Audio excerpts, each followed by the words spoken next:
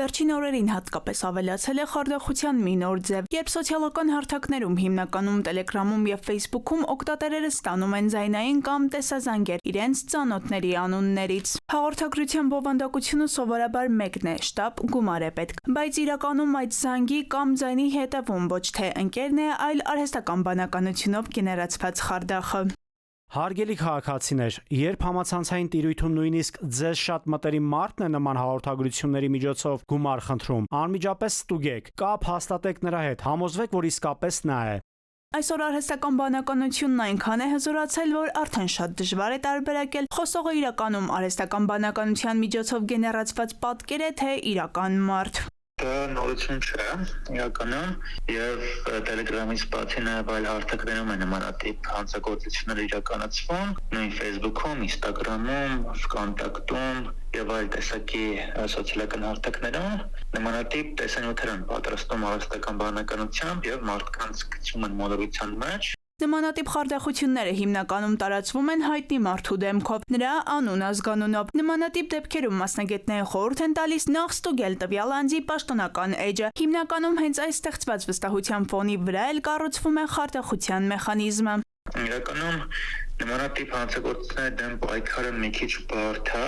եթե խոսում ենք պարզապես այն մարդկանց մասին, ովքեր որ ոլորտից անտեղյակ են կամ մեդիա գրագիտությունից մի փոքր թույլ են, հետևաբար շատ բարդ կլինի տարբերակելը արդյոք դա իրական է թե ոչ։ Արհեստական բանականությունն այսօր հասել է այն մակարդակին, որ կարողանում է իրականությունից չտարբերվող պատկերներ գեներացնել, եւ ցավոք, այս տեխնոլոգիական զարգացումից առավել հաճախ օգտվում են խարդախները։ Այս բանականությամբ պատկերված ձայնը կամ պատկերը կարող են օգտագործվել ոչ միայն գումար շորթելու, այլև տեղեկատվական մանիպուլյացիայի նպատակով։ Մասնագետների միակ խորհուրդն այս պարագայում մեդիագրագետ լինելն է։ Իրականում ապշած եմ, որովհետև եղբորությունին այնքան նման էր, որ իրոք հիմա որ նայում եմ դժվար է թե տարբերեի, այդ գումարը որ փոխանցեցի, հետո ախորից հետ որ խոսացի, զարմացած եմ եղել։ Եթե որ մեկի անունով կամ ինչ-որ մեկի դեմքով ստեղծում են տեսանյութ, ու այդ մարդը իմանում է դրա մասին, շատ ցանկալի է, որ ինքը առաջինը հայտնի, որտեղ խաբեություն է, այսինքն մարդիկ իմանան, որտեղ խաբեություն է, եւ չտրվեն այդ տեսանյութի